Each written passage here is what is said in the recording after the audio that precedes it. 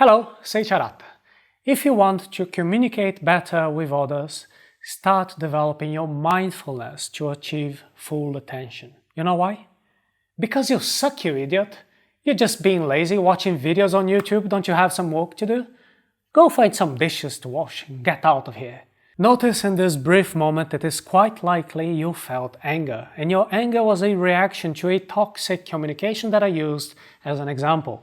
I'm sorry for that. And unfortunately, it is very common to run into this type of communication on the internet. There is even a label for one who communicates this way, the internet troll. When someone appears in the comments and begins to offend everyone, the recommendation is, do not feed the troll, meaning that the best thing to do is not respond at all. Mindfulness is the first step as we try to stay firmly in our position without reacting to the initial aggression. We want to pay attention to ourselves, our bodies, our breath, allowing ourselves to hear everything without judging, without having to defend or counter-attack. If someone suddenly starts to say nasty things to me, instead of immediately reacting with more aggression, I can look at the situation with a bit of curiosity. By using mindfulness, I realized I felt hurt by these aggressive comments. I was surprised because I didn't think I deserved such treatment.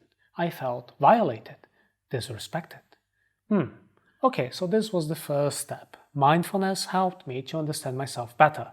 And now what? Well, based on these discoveries, I can also seek the understanding of the other. Why is this person communicating this way with me? I wonder what's going on, what is driving her to behave like that?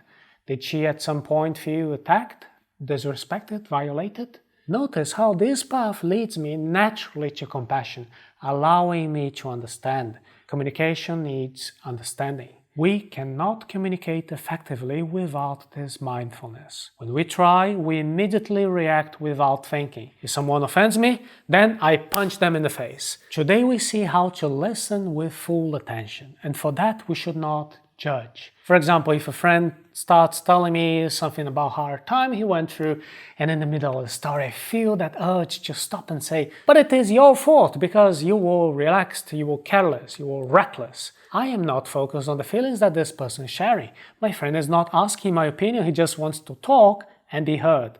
And I'm not able to do something so simple like that.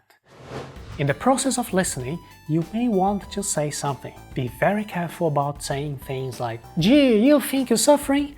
That's nothing. I've been through something much worse. Or, yeah, I know exactly what you were feeling. These are all ways of taking the focus away from the person we ought to be listening to. We are trying to put ourselves as the main character of the interaction. What we need is just to be present. So if you want to say something, say this. I'm here by your side. I'm here for you. We are together.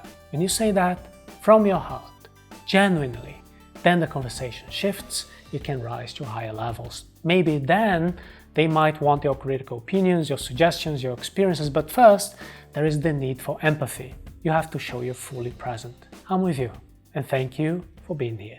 Cheers.